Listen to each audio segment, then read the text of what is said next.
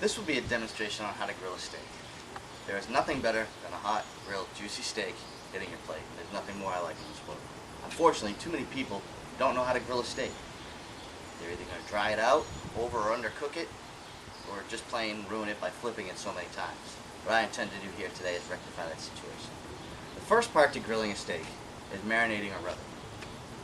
People go either way. I don't have any preference myself, but for the sake of ease today, I'm going to show you how to do a marinade. The first thing you want to do is decide whether you want to do store-bought or homemade. Again, for the sake of cost and easiness for today's demonstration, I used a store-bought marinade. And what you want to do is take your steak, make sure you have a big enough Ziploc bag that the steak and the marinade will both fit in. If you can't fit your steak in the Ziploc bag, it'll do you no good. And you take the steak, place it in the Ziploc bag, like so. And take your marinade, open it up. Make sure you completely cover the steak with the marinade when you're putting it in there, so that all the flavor can get into the steak. Fill that up good. Doesn't matter if you overuse the marinade, you're just going to toss it at the end anyway. Some people prefer to brush it back on. I don't find that to be effective. Okay, once you get that bag sealed up, you're going to take it, you're going to put it in the fridge for 24 hours. Now, for ease today, I've already got us a marinated steak. Now comes the fun part, the grilling and the hard part. Alright, once you are ready to cook, you want to pay attention to the grill you're using. You want to make sure you have all your stuff ready.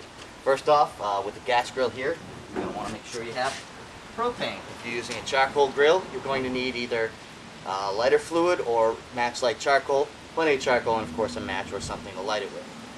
You also want to make sure that your cooking surface is clean. Best way to do this, I've already got the grill heated up here for ease, especially either charcoal or gas.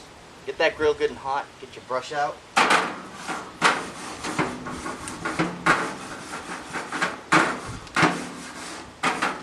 Usually the heat will loosen up anything that's already baked on and give yourself a nice, good, clean cooking surface. Now to grill a steak properly and keep all those juices in, what you want to do is sear one side of the steak. And the way to do that is I've got the grill heated up here. It's been heating for a little while, up to about 350 to 400 degrees. And what that's going to do is that's going to lock in all the flavor. When you sear one side, it's kind of like burning one side, but it's not really burning. What you do is take your steak, tongs, drop your knife, put on in, grab the steak,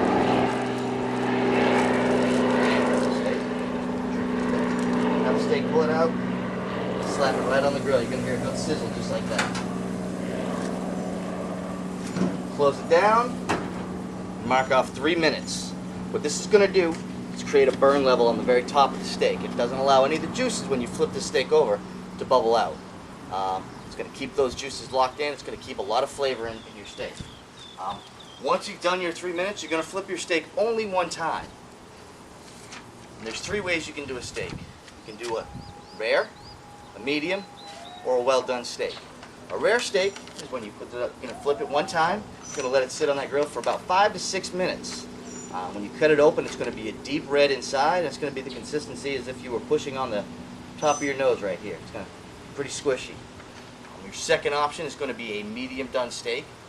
And for a medium done steak, you're going to flip that one time, and you're going to leave it on the grill for about 8 to 9 minutes. Okay, it's going to be the consistency of pushing on your chin. It's going to be a good healthy pink with a little bit of gray surrounding it. Okay. The third way is to do it well done, and that's going to leave it on for 10 minutes or more after you've flipped it that one time. What it's going to do is going to make the steak gray throughout. It's going to be the consistency of pushing on your forehead, of course, provided you've had no plastic surgery done. It's a little tight up there. Okay. Once you've finished grilling your steak, you're going to want to get your sides ready. I prefer personally mashed potatoes, asparagus, and of course sometimes cold beer with my steak. But it depends. If you're barbecuing, maybe you want some baked beans and some corn on the cob. It all depends on what you're looking to do. But that is how you grill a steak, and I thank you for tuning in.